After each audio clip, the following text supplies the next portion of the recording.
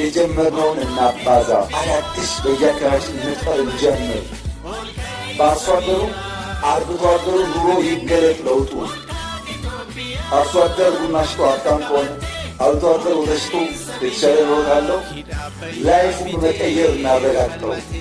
ግብርናችን የአርሶ አደሮቻችን ሕይወት የቀየረ ከመብላት ያለፈ ለክፉ ቀን ከማቆየት ያለፈ ገበያ የሚያረጋጋ ከገበያ አልፎ ደግሞ ወደ ውጭ ወጥቶ ተጨማሪ ሀብት የሚያመጣ እናድርገው።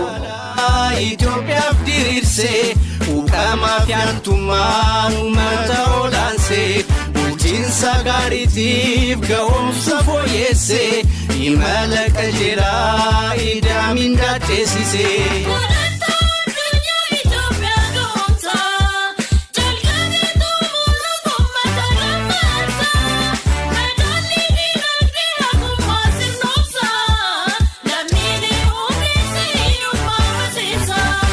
Walfaana hiriirsee dargagoof dubartii hojiidhaan dabalee mul'ata biyyaatti ol ka'iinsa biyyaa yoo maafne abjuutti milkiin badhaadhinaa obahee mummeetti Itoophiyaa taasisu adda dure Afrikaa dinagdee fooyyessuu injifachuuf morkaa wabii biyyoolessaa guddina sadarkaa.